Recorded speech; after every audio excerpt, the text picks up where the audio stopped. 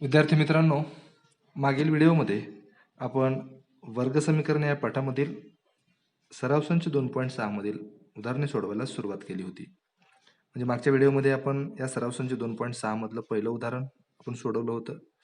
म्हणजेच वर्गसमीकरणांचं उपयोजन किंवा शाब्दिक उदाहरणं सोडवत असताना नेमकं वर्गसमीकरणाचं उपयोजन कसं होतं आणि ते कसं करतात याविषयी चर्चा मागील व्हिडिओमध्ये आपण केलेली आहे.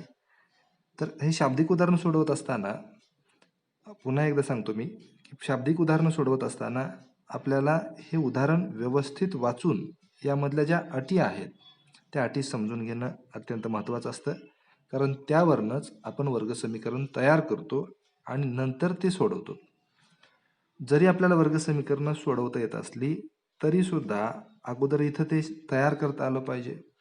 त्यामुळं या वर्गसमीकरणाचं जे उपयोजन आहे, शाब्दिक उदाहरणं सोडवत असताना आपण जो याचा उपयोग करतो त्यावेळेस ही उदाहरणं व्यवस्थित वाचणं आणि त्याच्यानुसार समीकरण तयार करणं गरजेचं आहे आणि त्यानंतर आपल्याला इथं सोडवावं लागतं. त्यामुळं शाब्दिक उदाहरणं सोडवत असताना त्या उदाहरणाचं समजपूर्वक वाचन करणं हे अत्यंत महत्त्वाचं आहे. आपण या दुसऱ्या उदाहरणापासून आज सुरुवात करूया. 2 क्रमागत समनैसर्गिक संख्यांच्या वर्गांची बेरीज 244 आहे, तर त्या संख्या शोधा. आता कसल्या संख्या दिलेल्या आहेत, तर 2 क्रमागत म्हणजे क्रमवार येणाऱ्या समनैसर्गिक संख्या. आता पहा, लहान संख्या आपण x जर मानली तर त्यापेक्षा मोठी संख्या ही त्या संख्येपेक्षा 2 मोठी असेल. का, तर या क्रमवार समसंख्या आहेत, समनैसर्गिक संख्या आहेत आणि क्रमागत येणाऱ्या समनैसर्गिक संख्यामध्ये 2चा फरक असतो. त्यामुळं दुसरी संख्या ही पहिलीपेक्षा 2 मोठी असेल. इथं आपल्याला 2 पद्धतीने या संख्या घेता येतील. लहान संख्या जर आपण x मानली तर मोठी संख्या x अधिक 2 होईल, किंवा त्या दोन्ही संख्या आपल्याला एकदम मानता येतील की त्या 2 क्रमवार समनैसर्गिक संख्या x आणि x अधिक 2 मानू. पहा, त्या क्रमवार किंवा क्रमागत जो शब्द आलाय तोच लिहूया.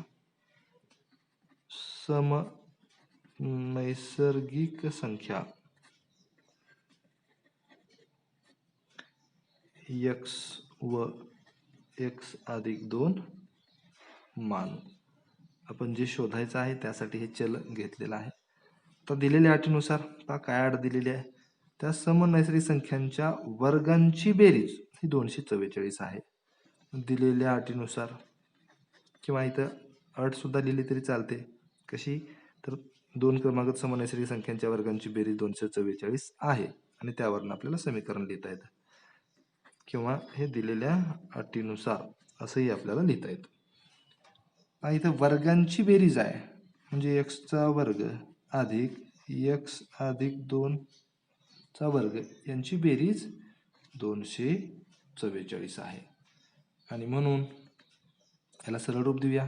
x वर्ग अधिक a अधिक b कंसाचा वर्ग आहे, a वर्ग अधिक 2a गुणिले b म्हणजे 4x अधिक b चा वर्ग म्हणजे 4 बरोबर 244. म्हणून हे x वर्ग अधिक x वर्ग 2x वर्ग अधिक 4x अधिक 4 हे अधिक 244 आहे. बाजू बदलल्यावर वजा 244 होईल बरोबर 0.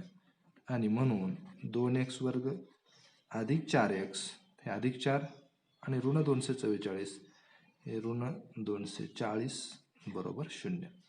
आता इथं ज्या संख्या आहेत, x वर्गचा सहगुणक आहे, x चा सहगुणक आहे आणि स्थिर पद आहे, या सर्व संख्या या 2 डिव्हिजिबल आहेत म्हणजे भाग जाणारे आहेत. म्हणजे आपल्याला आणखी याला सरळ रूप देता येईल, साधं रूप देता येईल. प्रत्येक पदाला जर 2 आपण भागलं तर हे पद होतील x वर्ग अधिक 2x वजा 120 बरोबर 0. काय केले ते इथे लिहूया. प्रत्येक पदास 2 ने भागून. आता इथं हे वर्गसमीकरण तयार झालंय, आपल्याला हे समीकरण सोडवायचंय. आता वर्गसमीकरण सोडवत असताना आपण सुरुवातीला अवयव पद्धतीचा विचार करतो, कारण सोपी आहे. पहा इथं x वर्गचा सहगुणक ही 1 आहे आणि तिसरं पद 120 आहे, म्हणजे इथं फक्त आपल्याला या तिसऱ्या पदाचेच अवयव शोधायचे. असे अवयव शोधायचे की ज्यांचा गुणाकार 120 आहे आणि फरक हा 2 आहे. सोपे अवयव आहेत. 12, 10, 120चे 12 आणि 10 या 12ला म्हणजे मोठ्या अवयवाला मधल्या पदाचं चिन्ह आणि दुसऱ्याला त्याचे विरुद्ध चिन्ह. का तर गुणाकार ऋण आहे. म्हणून x वर्ग अधिक 12x वजा 10x वजा 120 बरोबर 0. म्हणून गट करता येतील. x अधिक 12 हे ऋण 10 आणि 120 मध्ये सामायिक 10 येईल. x कंसाच्या बाहेर ऋण असल्यामुळे हे चिन्ह बदलेल. अधिक 10 12 10 20चे बरोबर 0. आता म्हणून आता दोन्हीकडे x अधिक 12 आहे ते सामायिक घेऊया आणि उरलेली पदं दुसऱ्या कंसामध्ये बरोबर 0. तर इथं या दोन पदांचा गुणाकार 0 आलाय म्हणजे या दोन्हीपैकी किमान एक हे 0 असलं पाहिजे. म्हणून x अधिक 12 बरोबर 0 किंवा x वजा 10 बरोबर 0 आणि म्हणून x बरोबर ऋण 12 आणि x बरोबर 10. आता x हे काय आहे तर x ही सम नैसर्गिक संख्येसाठी आपण चल घेतलेला आहे. हे ऋण 12 आलेले आहे, ही नैसर्गिक संख्या नाही तर हे इथे x ही नैसर्गिक संख्या आहे.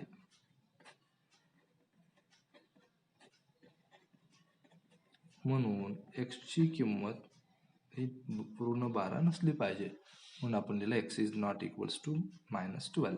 x ची किंमत ऋण 12 नाही. म्हणजेच x ची किंमत किती आली x बरोबर 10 आणि क्रमागत समनैसर्गिक संख्या x अधिक 2 10 अधिक 2 बरोबर 12. म्हणून त्या दोन क्रमागत समनैसर्गिक संख्या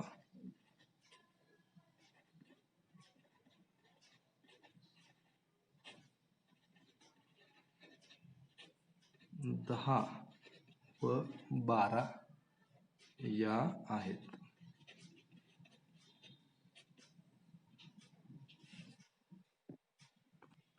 अशा पद्धतीनं आपण हे शाब्दिक उदाहरण वर्ग समीकरणाचं उपयोजन करून सोडवलेलं आहे. यानंतर पुढील उदाहरण आहे उदाहरण क्रमांक 3. श्री मधुसूदन यांच्या संत्रा बागेत आडव्या रांगेतील झाडांची संख्या उभ्या रांगेतील झाडांच्या संख्येपेक्षा 5 ने अधिक आहे. जर बागेत एकूण 150 झाडे असतील तर आडव्या तसेच उभ्या रांगेतील झाडांची संख्या किती हे आपल्याला शोधायचं आहे. आणि हे पाठ्यपुस्तकामध्ये हे उदाहरण आपल्याला प्रवाह आकृतीच्या आधारे सोडवा असं सांगितलेलं आहे. प्रवाह आकृती त्याला फ्लोचार्ट असं म्हणतात. त्याच्यामध्ये फक्त पायऱ्या दिलेल्या आहेत की पहिली पायरी आहे उभ्या रांगेतील झाडे x मानलेले आहेत. त्यावरून आपल्याला आडव्या रांगेतील झाडांची संख्या शोधायची. त्यानंतर एकूण झाडं लिहायची आहेत.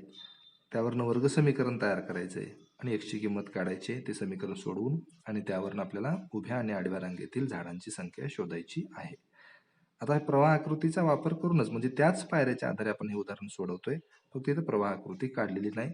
म्हणजे फक्त प्रश्नामध्येच येईल ते उत्तरामध्ये प्रवाह आकृती काढण्याची आवश्यकता नाही. जर कृतीच्या स्वरूपामध्ये ते दिलेलं असेल तर तिथं आपल्याला मात्र ते कृतीसाठीचे बॉक्स तयार करावे लागतील. मात्र इथं फक्त प्रवाह आकृती दिलेली आहे, फ्लोचार्ट दिलेले आहे म्हणजे स्टेप्स दिलेले आहेत, पायऱ्या दिलेल्या आहेत. त्या पायऱ्याच्या आधारे आपल्याला हे उदाहरण सोडवायचं आहे. पहा पहिले आहे समजा उभ्या रांगेतील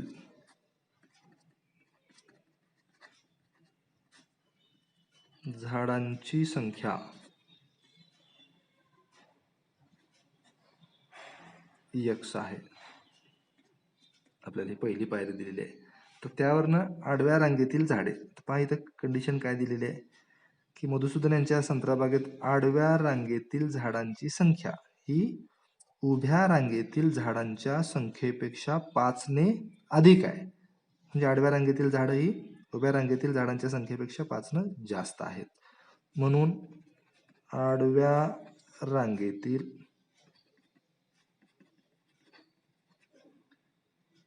झाडे किंवा झाडांची संख्या बरोबर उभ्या रांगेतील झाडे x आहेत. आडव्या रांगेतील झाडं उभ्या रांगेतील झाडांच्या संख्येपेक्षा 5 ने जास्त आहेत. म्हणजे याच्यापेक्षा 5 ने जास्त म्हणून अधिक 5. जर कमी असती तर इथे ऋण आलं असतं. म्हणून आडव्या रांगेतील झाडे x अधिक 5. आता एकूण झाडे दिलेली आहेत. एकूण झाडं किती आहेत तर 150 आहेत. म्हणून पहा आडव्या आणि उभ्या ओळीमध्ये जर आपल्याला हे दिलेलं असेल, पहा इथं आपण रफमध्ये करून पाहू. तर या उभ्या ओळी आहेत आणि या आडव्या ओळी आहेत. आडव्या ओळी किती आहेत पहा तर 3 आहेत आणि उभ्या 1 2 3 आणि 4 आहेत. प्रत्येक ओळीमध्ये उभ्या ओळीमध्ये समजा 3 मुलं उभी आहेत. अशा 4 ओळी आहेत.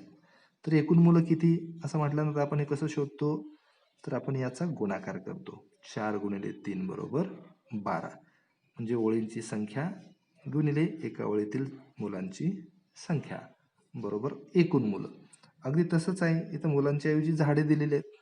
म्हणून दिलेल्या अटीनुसार या दोन्हीचा गुणाकार एकूण झाडं x गुणिले x अधिक 5 बरोबर 150. आता आपण वर्ग समीकरण तयार करतोय. म्हणून x गुणिले x बरोबर x वर्ग, x गुणिले 5 5x बरोबर 150 आणि म्हणून x वर्ग अधिक 5x हे अधिक 150 आहे. बाजू बदलल्यावर वजा 150 होईल बरोबर 0. वर्ग समीकरण तयार झाले. सोपं समीकरण आहे कारण x वर्ग सहगुणक 1 आहे. म्हणजेच आपल्याला 150चे अवयव शोधावे लागतील. असे अवयव शोधावे लागतील की ज्यांचा गुणाकार 150 आहे आणि फरक 5 आहे. पहा अतिशय सोपे अवयव आहेत. 15 आहे 150, 15 आणि 10. यापैकी मोठ्या अवयवाला मधल्या पदाचं चिन्ह आणि राहिलेल्याला विरुद्ध चिन्ह कारण गुणाकार ऋण आहे. समजा पाढे आपल्याला येत नसतील तर आपण असेही मूळ अवयव काढून याचे अवयव शोधू शकतो. हे पहा हे 2 सत्ती 14 2 पंचे 10 5 1 5 5 5 25 किंवा 3 न भागला असतं ते चाललं असतं. त्यानंतर हे 3 पाची 15 आणि 5 1 5. आता इथं पहा हे 5 2 10 आणि 5 त्रिक 15 15 आणि 10 असे अवयव आपल्याला शोधता येतात.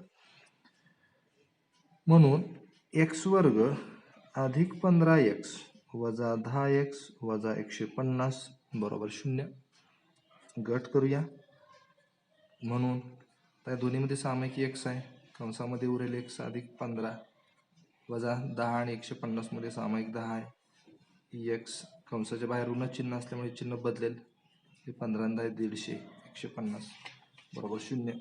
आणि म्हणून दोन्हीकडे x अधिक 15 x अधिक 15 उरलेले x वजा 10 दुसऱ्या कंसामध्ये बरोबर 0. तिथे या दोन्हीचा गुणाकार 0 आहे. म्हणून x अधिक 15 बरोबर 0 किंवा x वजा 10 बरोबर 0 आणि म्हणून x बरोबर धन 15 आहे. बाजू बदलल्यावर ऋण 15 होईल आणि x बरोबर 10. एक्सच्या दोन किमती आलेल्या आहेत. एक ऋण आहे तर एक्स हे कशासाठी घेतलेला आहे तर इथे एक्स ही झाडांची संख्या आहे आणि झाडांची संख्या कधीही ऋण असणार नाही. म्हणून एक्स बरोबर नाही ऋण 15 असं आपल्याला इथे लिहावं लागेल. येथे एक्स ही झाडांची संख्या आहे म्हणून एक्स बरोबर नाही ऋण 15 म्हणून ती कधीही ऋण नसणार आहे. आणि म्हणून एक्सची किंमत आली 10. एक्स कशासाठी आहे तर उभ्या रांगेतील झाडांची संख्या आपण एक्स घेतलेली आहे. म्हणून उभ्या रांगेतील झाडांची संख्या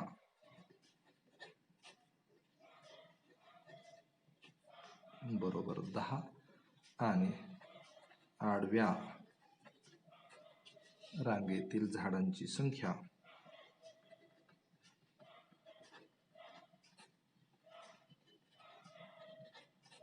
पाच न जास्त आहे म्हणजे 10 अधिक 5 बरोबर 15.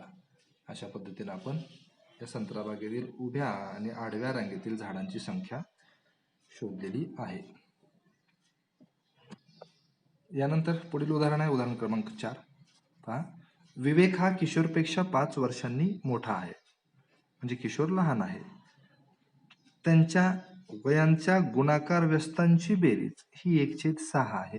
तर त्यांची आजची वय आपल्याला काढायची आहे. पहा जो लहान आहे त्याचं वय आपण घेऊया. कोण लहान आहे तर किशोर लहान आहे, कारण आपल्याला दिलं इथं की विवेक हा किशोरपेक्षा 5 वर्षांनी मोठा आहे. म्हणून किशोरचे आजचे वय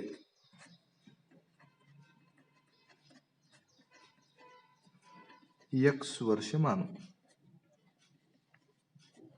म्हणून विवेकचे आजचे वय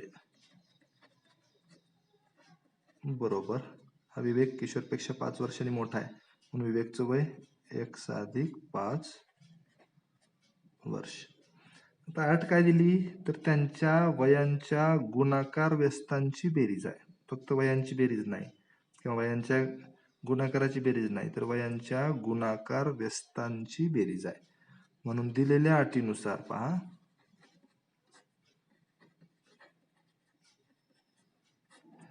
आता किशोरचं वय x आहे, याचा गुणाकार व्यस्त 1/x अधिक गुणाकार व्यस्तांची बेरीज, तर विवेकचं वय x अधिक 5 आहे, मग याचा गुणाकार व्यस्त 1/x अधिक 5 आणि यांची बेरीज ही 1/6 आहे. आता या ठिकाणी आपण वर्ग समीकरण तयार करतोय. पहा, आता यांची बेरीज करायची असेल तर यांचा छेद अगोदर समान करावा लागेल. त्यासाठी आपण याचा गुणाकार करूया, x गुणिले x अधिक 5.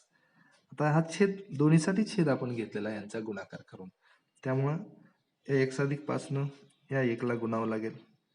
कशामुळं, तर या ठिकाणी छेद x आहे, आपण घेतला x गुणिले x अधिक 5, म्हणजे याला x अधिक 5 न गुणलंय, म्हणून अंशालाही x अधिक 5 न गुणावं लागेल. अधिक, आता यात x अधिक 5 आहे छेद, आपण याला x न गुणलंय, म्हणून याच्या अंशाला पण x न गुणावं लागेल. x गुणिले 1 1x बरोबर 1/6 आणि म्हणून x अधिक x 2x अधिक 5 छेद x गुणिले x x वर्ग अधिक 5x बरोबर 1/6. आपण तिरकस गुणाकार करूया, 6 गुणिले 2x अधिक 5 पहा, आणि 1 गुणिले x वर्ग अधिक 5x. 1 न कोणत्याही संख्येला गुणलं तर गुणाकार तोच येतो. म्हणून 6 गुणिले 2 12x 6 पंचे 30 बरोबर x वर्ग अधिक 5x. आणि म्हणून हे दोन्ही पद आपण उजव्या बाजूला घेऊन जाऊ, x वर्ग अधिक 5x वजा 12x वजा 30 बरोबर 0.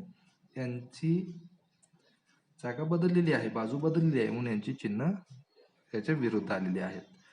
आता यांचीच का जागा बदलली आपण, तर आपण साधारण ax वर्ग अधिक bx अधिक c म्हणजे सामान्य रूपामध्ये वर्ग समीकरण लिहित असताना x वर्गचा जे चिन्ह आहे ते धन घेत होतो. तर हे ऑलरेडी धन आहे, त्यामुळे यांची जागा न बदलता आपण या पदांची जागा म्हणजे बाजू बदललेली आहे. म्हणून x वर्ग अधिक 5x ऋण 12 x बरोबर ऋण 7x वजा 30 बरोबर 0. हे वर्ग समीकरण तयार झालं. आता हे पण अतिशय सोपं वर्ग समीकरण आहे. x वर्गचा सहगुणकी 1 आहे, म्हणजे आपल्याला फक्त या पदाचे अवयव शोधायचे, म्हणजेच गुणाकार 30 आणि फरक 7 असणारे अवयव 10 30. मोठ्या पदाला मधल्या पदाचं चिन्ह मोठ्या अवयवाला आणि राहिलेल्याला त्याच्या विरुद्ध चिन्ह, कारण गुणाकार ऋण आहे. म्हणून x वर्ग वजा 10x अधिक 3x वजा 30 बरोबर 0.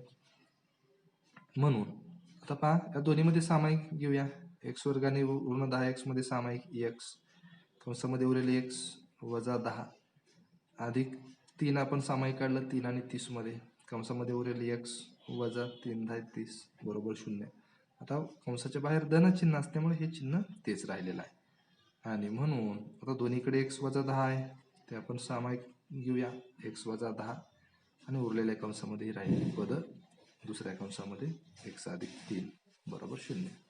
या दोन्हीचा गुणाकार 0 आहे, म्हणून x वजा 10 बरोबर 0 किंवा x अधिक 3 बरोबर 0. म्हणून x बरोबर 10 धन 10 आणि x बरोबर ऋण 3. तर x हे किशोरचं वय आहे, वय हे कधीही ऋण नसतं, म्हणून इथे लिहूया वय हे कधीही ऋण नसते, म्हणून x बरोबर नाही ऋण 3, म्हणजेच x ची किंमत आली 10.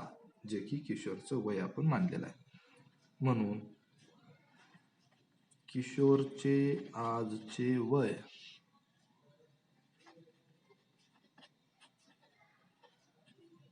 बरोबर 10 वर्षे आणि विवेकचे आजचे वय बरोबर 5 वर्षांनी मोठा आहे. 10 अधिक 5 बरोबर 15 वर्ष. या ठिकाणी आपण हे उदाहरण, शाब्दिक उदाहरण वर्ग समीकरणाचं उपयोजन करून सोडवलेलं आहे.